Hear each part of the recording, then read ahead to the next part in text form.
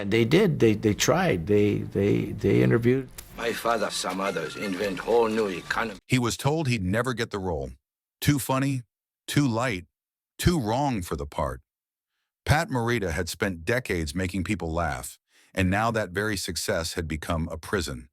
When his name came up for The Karate Kid, the producer didn't even hesitate. "I don't want a comedian anywhere near this," he said. The door slammed shut before Pat even had a chance to knock.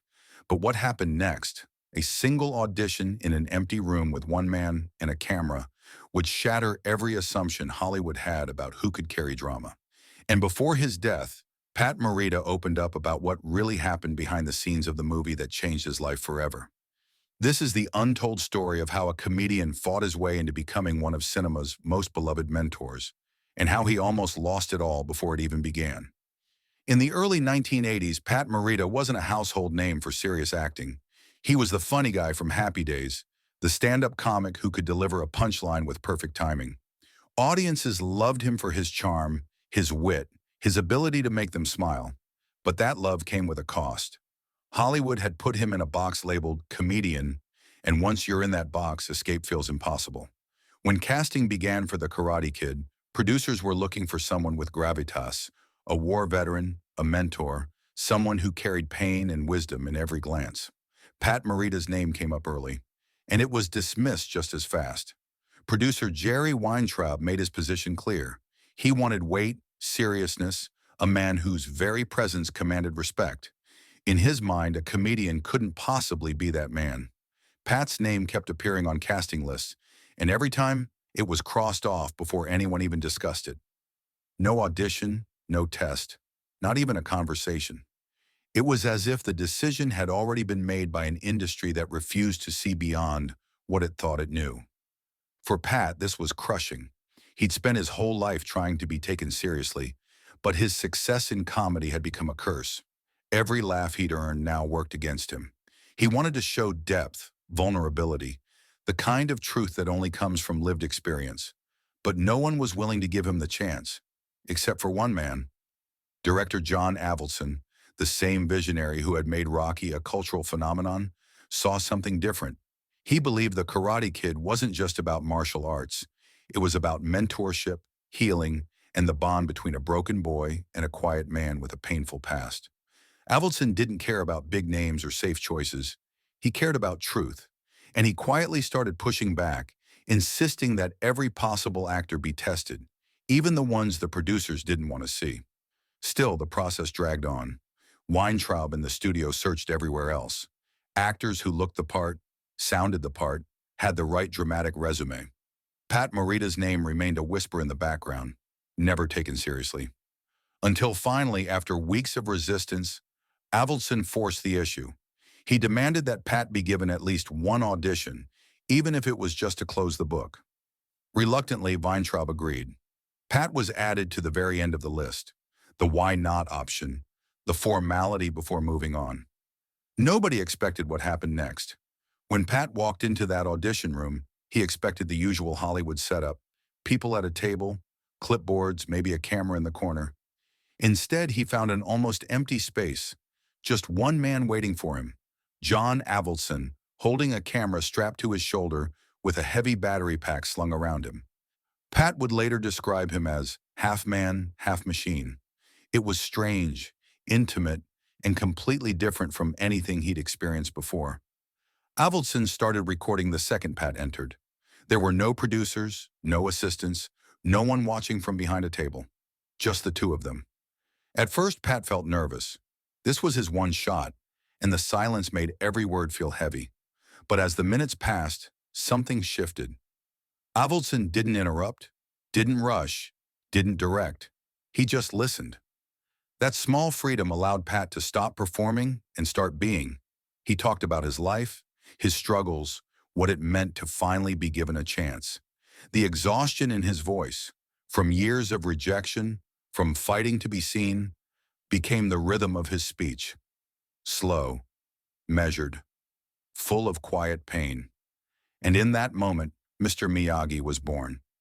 Avildsen saw it immediately. The pauses between Pat's words carried more weight than the words themselves.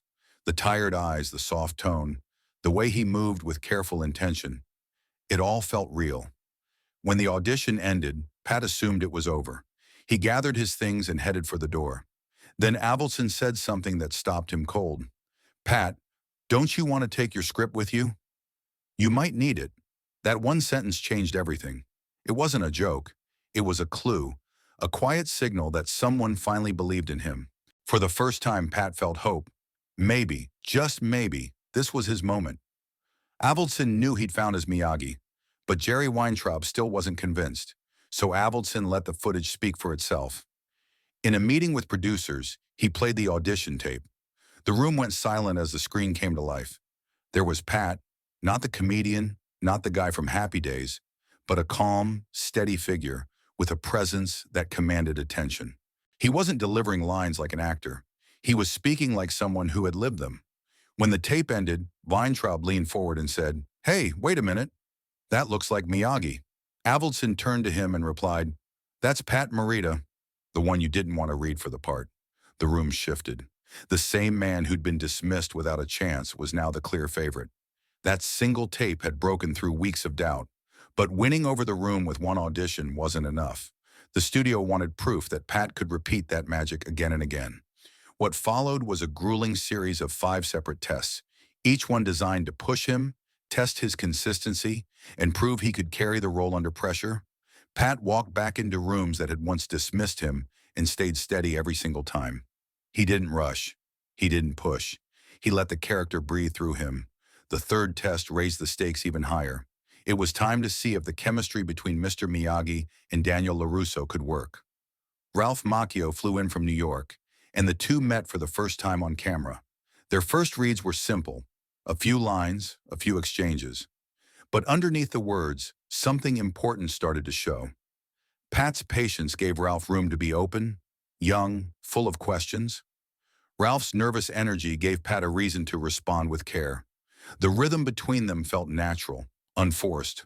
The father-son dynamic that would hold the entire film together formed right there in front of the camera. By the fourth test, the studio asked Pat to read in costume. He put on a simple gi, kept the beard and hair that had already transformed him. And when he stood there, he wasn't a comedian trying to play serious anymore. He was Miyagi. Ralph later said the transformation was immediate. He became Miyagi. It wasn't just the clothes, it was how he carried himself.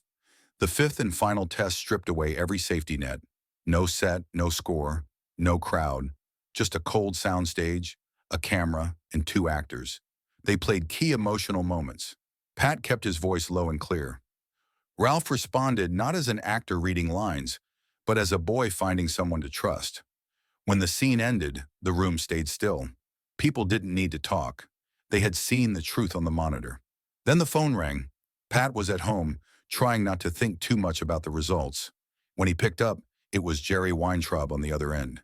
Pat braced himself for bad news, but Weintraub's voice was different, honest, humble. "Pat," he said, "I almost made the worst mistake of my life. I just want to be the first to congratulate you. You've got the part of Miyagi." For a moment, Pat didn't speak. After all the rejection, the endless tests, the doubts, it was done. He had the role, but his reaction wasn't loud or proud. He simply thanked Weintraub and said how grateful he was for the chance. It was a calm victory, built on patience and grace. On set, Pat brought the same quiet intensity to every scene. The drunk Miyagi moment, where he opened up about losing his wife and child during World War II, became one of the most powerful nights of filming. The studio wasn't sure about including it, but Pat fought for it. He believed it showed who Miyagi truly was. When the cameras rolled, he didn't act. He remembered. His words came out broken, uneven, filled with quiet sorrow. When he finished, no one moved. The crew didn't clap. They simply stood there, letting the weight of the moment settle. Off camera, Pat became a real mentor to Ralph Macchio. He talked to him about patience, professionalism, enjoying the process rather than chasing results. Their friendship grew naturally, and it mirrored what audiences would see between Daniel and Miyagi, a sense of care and trust that couldn't be faked. By the time filming wrapped, the crew who once doubted him now looked at him with respect and warmth. Pat Morita had done more than win a role. He'd proven that truth could outshine everything else: humor, fame, expectation. If you enjoyed this story, make sure to like this video, subscribe for more behind-the-scenes Hollywood stories, and hit the bell so you never miss an upload.